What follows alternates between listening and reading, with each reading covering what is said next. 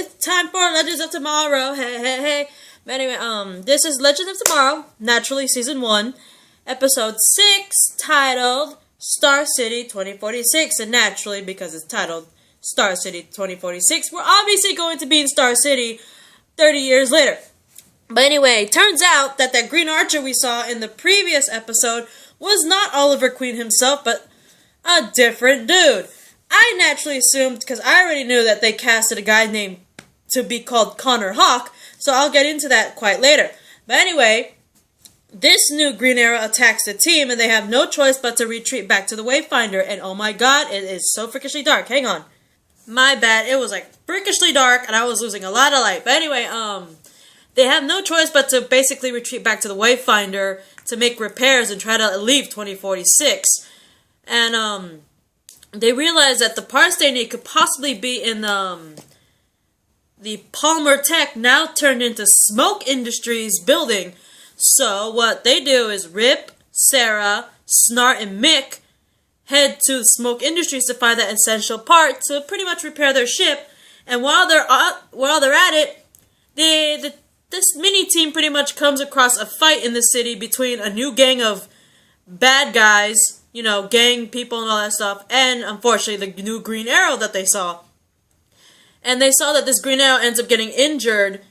Sarah notices this and pretty much runs after the vigilante because he gets injured and runs off. Sarah goes after him. Rip goes after her, and Mick and Snart are still in the bus that they were hiding in, right? And once Sarah finally catches up to this new Green Arrow, she finds out that this kid, well, not really finds out, but they get surrounded, forcing this new Green Arrow to take Sarah and Rip with him. And while they're, you know, talking and like taking care of this new Green Arrow, this Green Arrow reveals that Oliver Queen is believed to be dead because he vanished 15 years ago when this apparently new guy who happens to be Deathstroke that they ran into in the group that attacked them. They found out that this new Deathstroke that they also saw turns out to be the son of Slade Wilson, his name being Grant Wilson. Yeah, I found that very interesting considering they said Oliver Queen is dead and all that shit. Hang on for a sec. Sorry. Quite frankly, I did not believe that Oliver Queen was dead. I mean, we saw the preview, we saw Stephen Amell all like, look at my face, you guys got the beard and all that shit. So I did not believe he was dead for a second. But like Connor, sorry, I did a name drop by accident. But anyway, this new Green Arrow pretty much says that he believed Oliver to be dead for 15 years because the moment Slade Wilson's son, Grant Wilson, arrived 15 years ago, Oliver disappeared and believed to be dead, right? And so Slade's son, Grant Wilson, arrived in Star City with an army and pretty much took over. And while searching for stuff, like possibly, you know, some tech to help them that was in Felicity's old, in the Smoke Industries, they end up in Green Arrow's old hideout, where they literally do find Oliver Queen still alive and with the goatee but missing an arm. I don't know if you guys recognize that look, but we all know Green Arrow to have the iconic goatee thing going on there. But if you guys do not remember, the whole one arm thing did happen in the Dark Knight Returns book, which was also seen in the animated movie Green Arrow with only one arm. But we also find out that this new Green Arrow's actual name, he actually turns out to be John Diggle Jr., of course, son of John Diggle himself, who has been going by the name Connor Hawk. So Connor Hawk, I don't know if you guys know this, but Connor Hawk does exist in the comic books. He is a DC Comics superhero and who was the second person to take up the name Green Arrow right after Oliver Queen. Of course, the name Connor Hawk, he has been affiliated with the Justice League.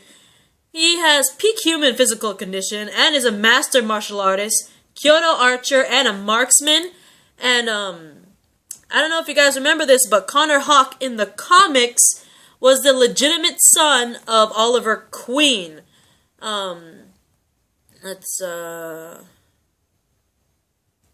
Hang on, let me see if I could do the media here. Hang on. With the whole New 52 with the DC Comics, Connor Hawke has not made an appearance yet, but there is something else that was interesting. On Earth 2, for the New 52, on Earth 2, there is an alternate version of him, an archer named Red Arrow, who is recruited to join a world army. And his name is Roy McQueen. I don't know if that's the same one anyway, but this is the cool thing about Connor. Connor, no one ever really knew in the comics what Connor's ethnicity was, besides, you know, being Caucasian like his dad. But apparently he's a mix of Asian, African, and European.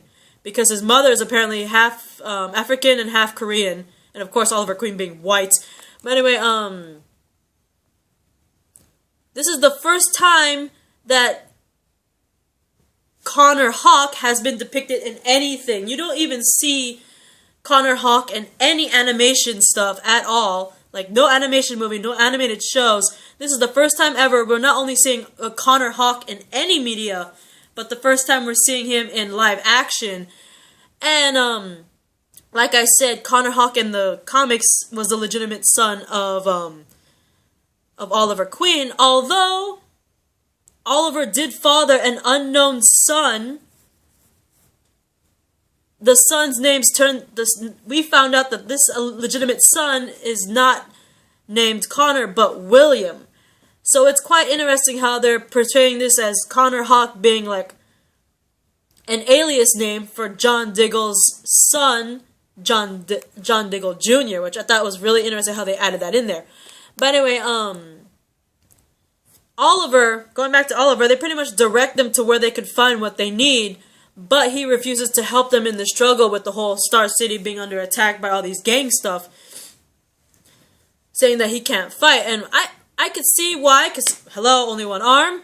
But, also during this episode, we have a moment where Snart and, especially Rory, has, like, pretty much a connection to all these, you know, criminals, and he pretty much beats up a leader of a criminal gang that pretty much corners him and Snart, becomes the new leader, wants to stay there and just be criminal leader, doing whatever he wants, running the city. And Snart, we see another moment of Snart trying to be good, which is very, very cool and interesting, considering Snart has been trying to get Rory to come back, find Rip and Sarah, and go back to the Wave Winder and just be with the team. And it's really interesting seeing Snart change his ways like this, even when his own partner. So it's quite fascinating how this is happening.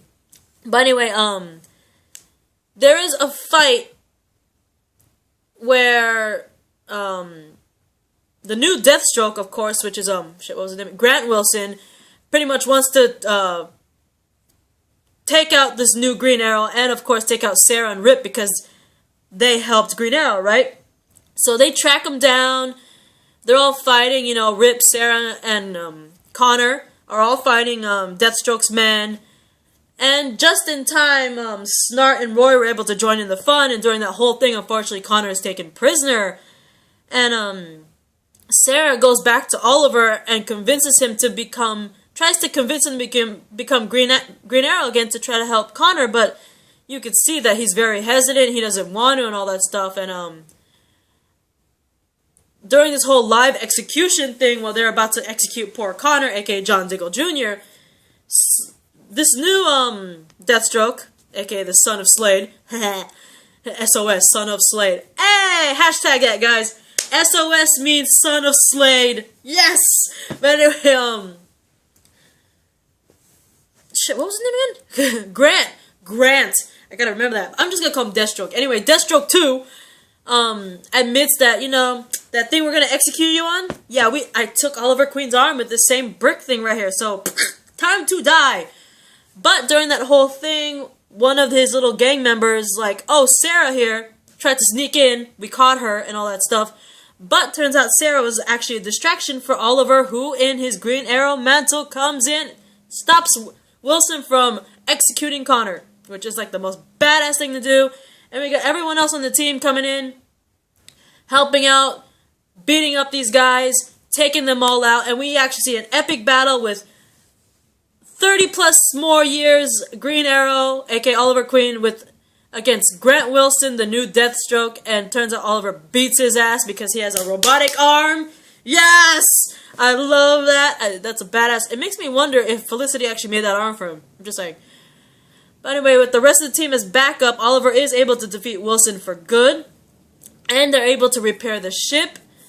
So the team, before leaving, Sarah makes sure, if Oliver's going to be okay and if he's alright being alone. And in turn, Oliver's like, I'm not alone, which means he has Diggle's son, Connor Hawk, with him. Which I think is really cool to see. That the whole Connor Hawk and, Oliver Queen dynamic, even though it's not technically the Connor Hawk we all know as Oliver's son, but actually Diggle's son, using Connor Hawk as an alias. So I really thought it was interesting how they incorporated Connor Hawk, at least the name, into the Arrowverse in general.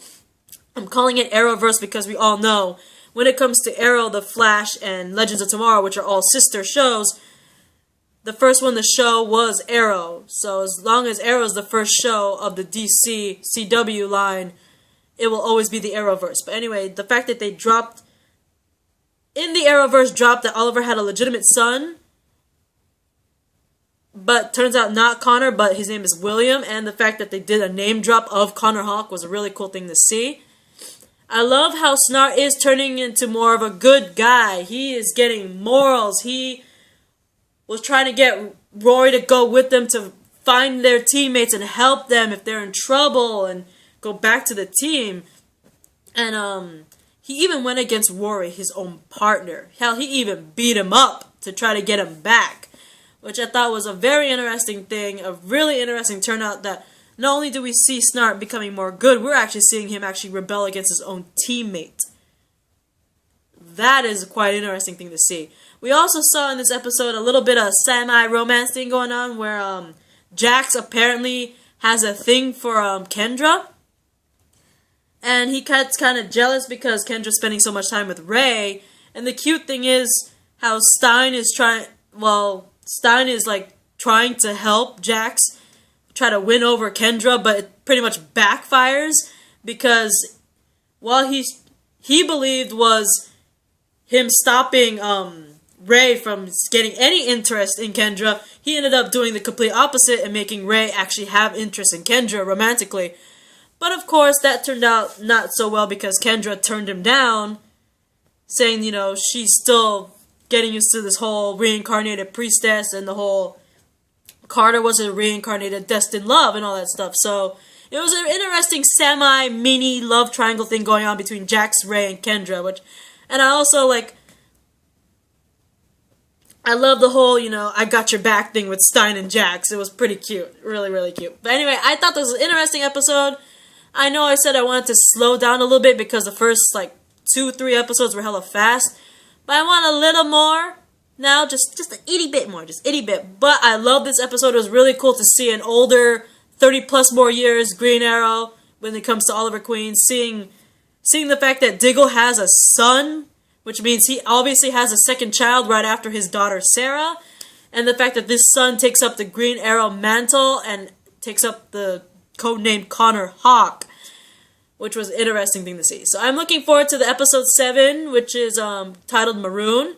It'll be on March 3rd, and judging by the preview, Mick Rory, aka Heatwave, is not doing so well with Team anymore. He's rebelling like crazy.